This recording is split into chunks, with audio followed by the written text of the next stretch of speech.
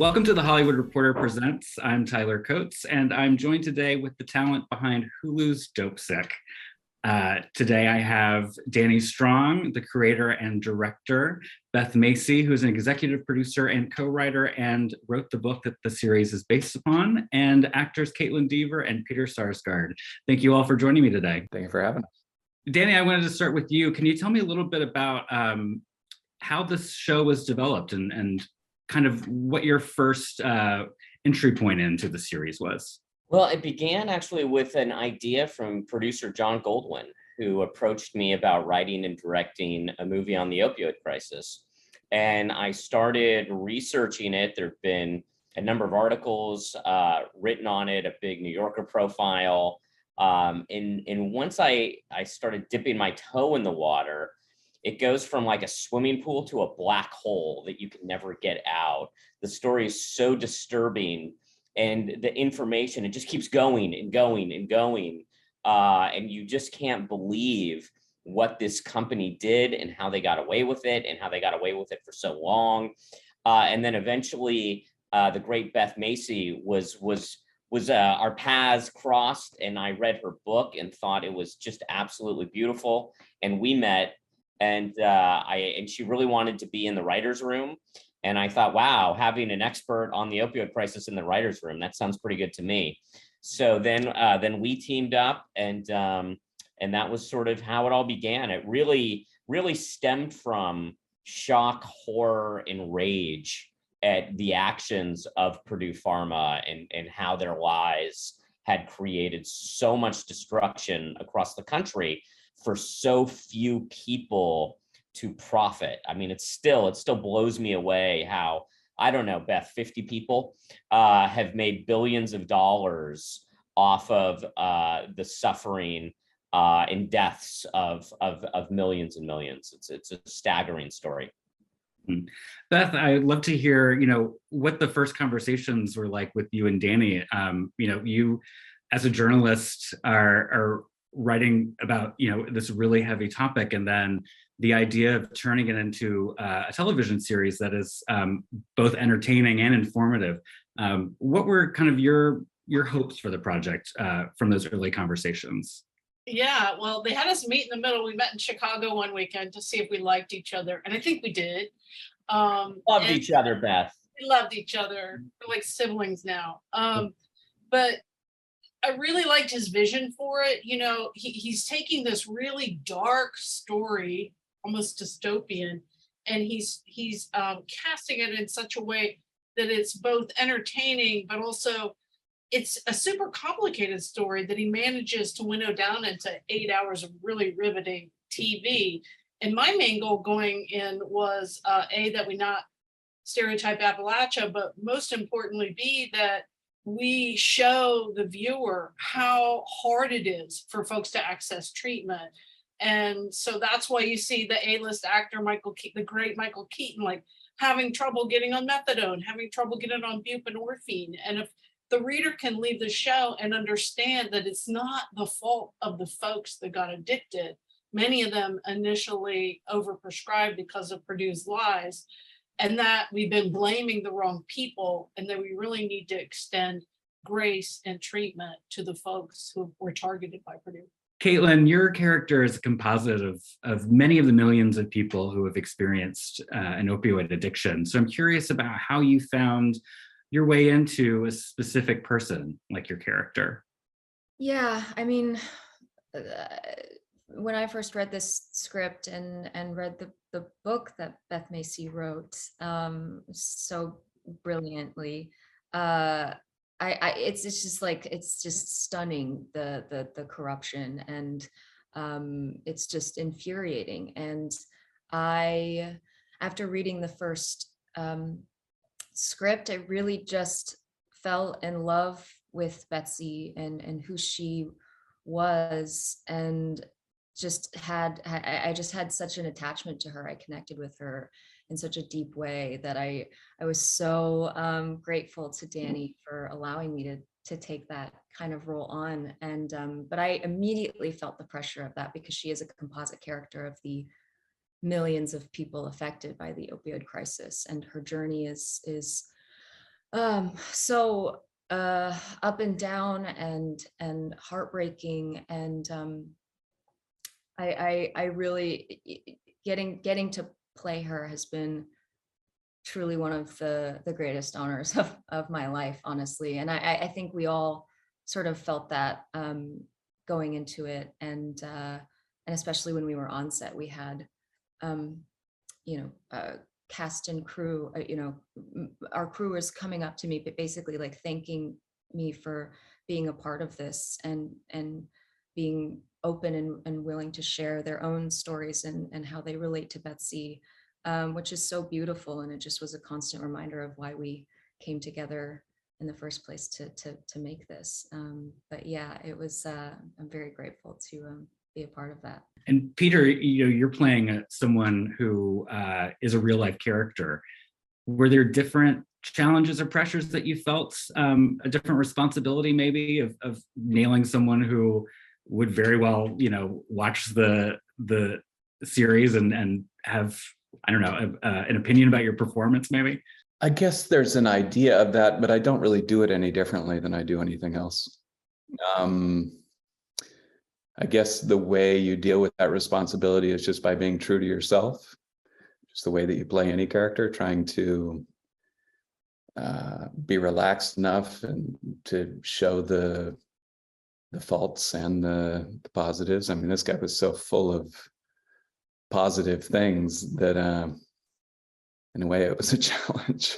I'm not used to playing people that are so dedicated to a higher cause and service of something bigger than themselves. And it was a real honor to do that.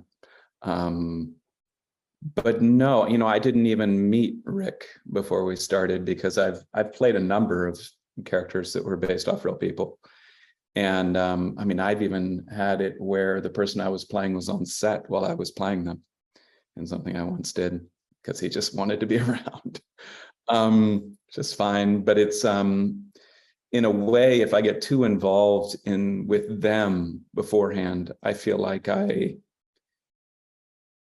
start worrying about them and dedicating too much of my performance to pleasing them. And really, I just followed what was on the page. We had such expertise behind the camera with everyone involved, sometimes if I didn't know something, I knew I could go up to Danny or Beth if she was there and just ask them, and they had the information. So yeah, I guess in retrospect, when I met him, I was just kind of like, I hope that was okay. I don't think he minded. He didn't seem like the kind of guy that needed to meet me or anything like that. He has other things he's doing. He loved him, by the way. Tyler. Rick loved Peter's performance and loved the show, and the response from him was everything I would hope it'd be. Danny, I'm very curious about how you crafted a story with a beginning and end, while in real life, a lot of things happening with the Sackler family and Purdue Farmer were ongoing. I'm curious how you avoided the pressure of the real life story and its effect on the show. Yeah, well, it's a very interesting situation, because when I started working on this in 2018, there was a sense that Purdue Pharma had basically gotten away with it. And they were just making more money, and that there wasn't a reckoning for them. And that reckoning started happening over the course of the few years when I was writing it, although we certainly haven't had a full reckoning whatsoever. But nonetheless, it became a nonstop news story, particularly in the last year of the process. And one of the ways that we avoided having to be so concerned about what was happening day by day was the mere fact that the show basically ended in 2007, that it was the origin story of the opioid crisis, and basically this phase one, in which this crime had occurred, and there were two different sets of investigators, a DOJ prosecutors and a DEA agent, that went after Purdue during this period. And basically those two journeys both concluded by 2007. But I still wanted to have this coda at the end of the last episode that would catch us up to what was happening. And literally that coda was changing every day. And it was crazy because I had to lock picture and I was still waiting on the results of the bankruptcy. And I didn't know if I was going to have the latest news of the bankruptcy by the time I had to lock. And then sure enough, 3 days before I locked picture, what seemed like a definitive ruling had come in, and that's what we put into the show. And then of course that shifted post the show airing. And I actually went back and rewatched that sort of archival coda to see if I should update it. But basically, the foundation of what was said felt very much still true to the information that's happened since then. So I didn't feel the need to change it, but I didn't want to end the show with chyrons explaining what happened. I really wanted to end on theme and character, which is why it ends on Michael Keaton giving a speech that basically is sort of the fulfillment of his arc as a character, and simultaneously tying into the deeper themes of the show. So that's ultimately what this experience was about for the audience, not necessarily knowing what was happening minute by minute up to 2021 when the show aired. Beth, as the expert in the writer's room, I'm curious about the authenticity you brought to Dopesick, especially as you mentioned, avoiding stereotypes about people who live in Appalachia. And also I'm curious of what the conversations you had with some of the cast members, especially those who were playing composite characters, and how they could find their way into the people that they were playing. Yeah, I mean, because of COVID, I didn't get to go on set that much. Just I have a tiny little part in one of the episodes, and that was really the only day I was able to go on set. I got to know some of the cast members later, fortunately. But most of the conversations were with Danny and with the room. And some of what we did is that we would bring, like, we hired an Appalachian consultant, a novelist named Robert Geip, who's written a ton about the opioid crisis in the same region. I live a little bit outside of it. And it's culturally very different. And so Danny and I would get on the phone at night after we'd been in the room all day, and we would interview together some of the people that I had interviewed many times, but like Dr. Van Zee, who was the big activist against Purdue, Sister Beth Davies. We would talk to them both on conference call, and then we were getting documents leaked to us as it was coming out, and we would follow up with those as well. By the way, Danny, I talked to Sister Beth this week. Somebody had sent me a video of her watching herself in the show, and she's going, that's right. I love it. Kaitlyn, as you said, you're playing a composite character. How did you kind of craft your own narrative for her, your way into that character, knowing that she represents so many different people? You did talk about how there were people on set, members of the crew, who had their own experiences. Were you in conversation with them about their own personal relationship to the opioid crisis, and did that help your craft the character for you? Yeah, there was someone who I ended up meeting on set that was just so kind and open, and was so willing to share anything with me that I had any questions about. And I was constantly going up to them asking, how they thought I was doing, and just a really, really, really supportive person along the way. And just, it was really, really an important element to my preparation process. But then also I felt, I know Peter mentioned this earlier, but Danny knows everything about this. And so he was just constantly someone I could go to whenever I was, questioning something. And also my first meeting with Danny, you kind of just, you want this kind of project to be in the hands of someone that is really passionate about it. And Danny's passion for this story, and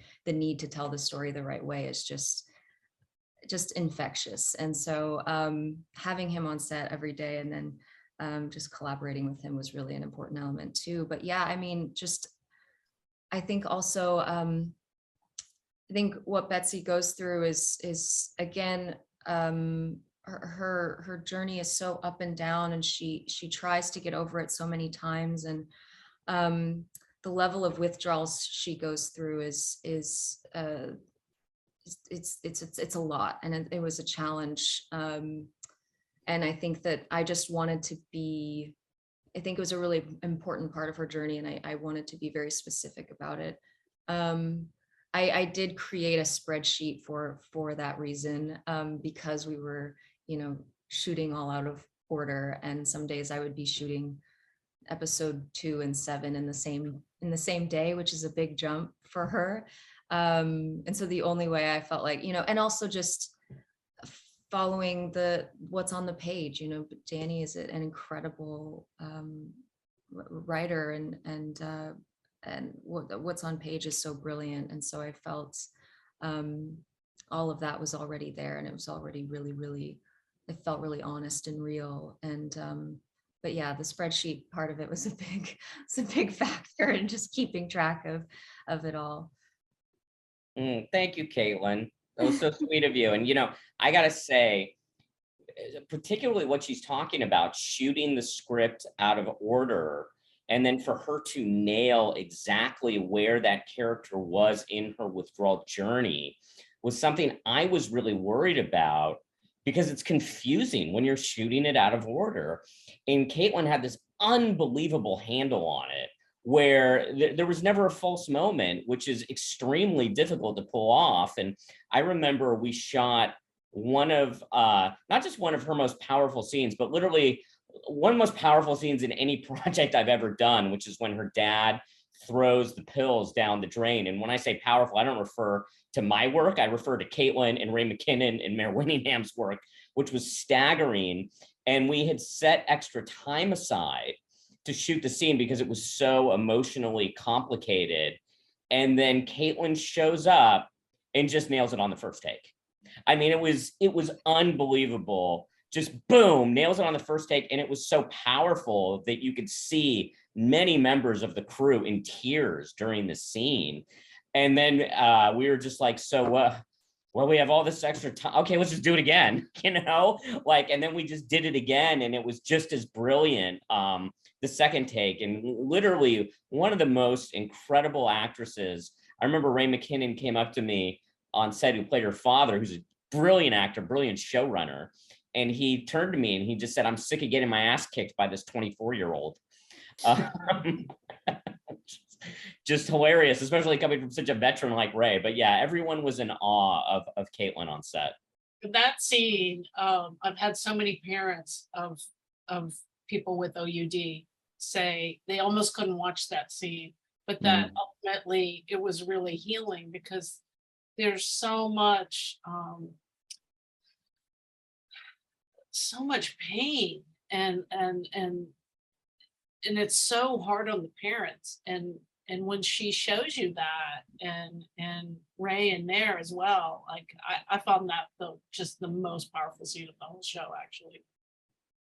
I agree. I thought it was one of the most powerful scenes. And I remember when I watched the first cut of it, I had to pause it because I almost started crying. And so I couldn't do my job of editing the scene, but I literally paused it and took some breaths to not break down, and then kept going. I mean, that's how moved I was by what they all did. Peter, you mentioned earlier in the conversation that you had never played a character who had, such strong convictions that was following, a higher purpose.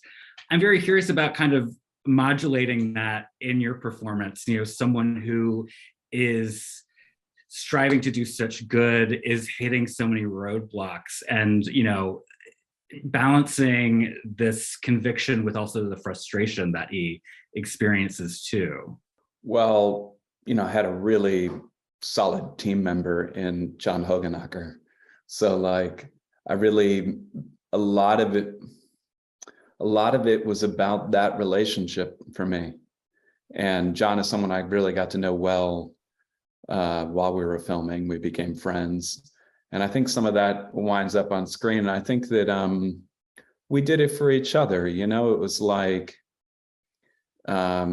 you know, I had obviously Danny there to remind me where the hell I am in the story and all that, but like, it would have been a very different story if it was one guy doing it. It was really these two guys together.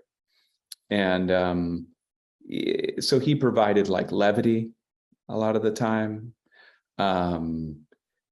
And because we're doing this together, one of us would be up and the other one's down. The other one took something hard. The other one's getting the other one to rally. And it was like, I don't know, that for me, that was the most memorable part of this shoot. And I know anyone who was there would see that was that relationship. And for me, I do have someone very close in my life that has struggled with this to this very day,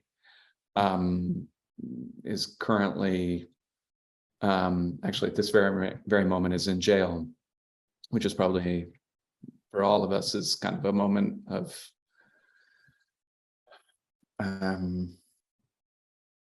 where we're able not to worry.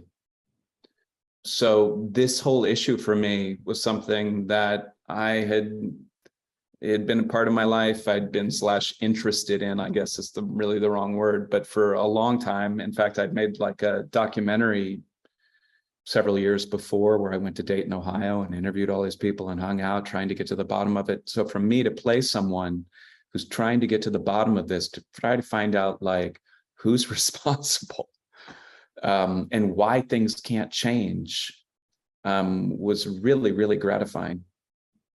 You know, Danny, you wrote an incredible op-ed for The Hollywood Reporter, and I encourage anyone watching this to go check that out. But you write about how this experience working on this show kind of turned you into an activist in a way, someone who is really invested in finding some justice for the millions of people who've gone through this experience. And so I think a really good way to end this conversation is to hear, you know, why that's so important to you, why this has touched you in such a way. It's a great question. You know, first off, I just want to throw a shout out to Peter and his just staggering performance. I just, you know, we wanted an actor that could powerfully give you quiet intensity, right? And there's no one better than Peter. But then what I was in awe of when we were shooting is how much nuance and layers and levels there was within that quiet intensity. It was unlike anything I've ever seen before on any project I've ever worked on. So it's a performance I particularly love in the show, and it really captured Rick Mountcastle the way that I had gotten to know him. As far as the story itself and what it's done for me, it's sort of hard to describe. I haven't had a project like this. And I've worked on a lot of projects that I was so passionate about and I really loved, and really proud of. But there was something about this story that I find so disturbing and upsetting on so many different levels. And when I realized I could execute it in a way that could work as mainstream entertainment by making it a thriller and exciting, and that we could also then get the disturbing nature of what happened within that framework, that's when I had this sort of instant commitment to telling this story. I felt in some ways it was almost like an obligation to do this, because people didn't understand what had happened here and were blaming the victims for what had occurred. And I thought we need to redefine that. We need for people to understand who the villains are and how these crimes were committed, because they're so shocking and because they involved collusion with the highest levels of the US government, the institutions that are supposed to protect us from criminals like Purdue Pharma, in fact, enabled Purdue Pharma. And then at the same time, the people that were the victims of Purdue were so stigmatized. And I had that bias as well. That's how I viewed addiction, the way most people view addiction before I dove into this project, which is that it was a moral failure. It was people wanting to get high. I blamed people that were addicted for their addiction, not actively, or it wasn't like I thought about it every day, but, you know, when it would be like, oh yeah, you know, off, you know, just trying to get high, right? And when I came across this story and realized, no, that the opioid crisis, that the heroin epidemic, 80% of those people started with prescription pain pills. That was, to me, such a tragedy. And I was so stunned by the fact how my perception of it was so wrong. And I just thought, wow, I need to share what I've learned with other people. People need to know this, and perhaps that this could help turn a massive corner on the entire situation, which is in some ways maybe naive or childish to think that a television show could do that. But it's better than not making the television show, right? It just seemed like this could help potentially. And that's why, the last episode, what Beth talked about with treatments, why the last two episodes, but particularly the last episode, was so committed to destigmatizing buprenorphine and Suboxone and making people understand, no, there is a path forward. It seemed like that was ultimately the mission of the show, was shining a light on the crime, on the elements of the US government that aided and abetting this crime, but then also hopefully shining a bigger light on a path forward in a way that maybe people could find their way out of the darkness that they're in, that was truly caused originally by this company that was micromanaged by one family, the Sackler family. So it seemed like there were so many things that could be achieved by making this show, as long as we could make a show that was actually entertaining and exciting, and but also, paid homage to the tragedy of what happened. So that was ultimately the goal of the piece, and I don't know what we've achieved, but I think it's whatever it is. I'm hopeful that we've moved the needle forward in some way that's been positive. Absolutely. Well, thank you all again for joining us today for THR Presents. This has been the talent behind Hulu's limited series Dopesick. Thank you again so much. Thank you, Tyler. Bye, everybody.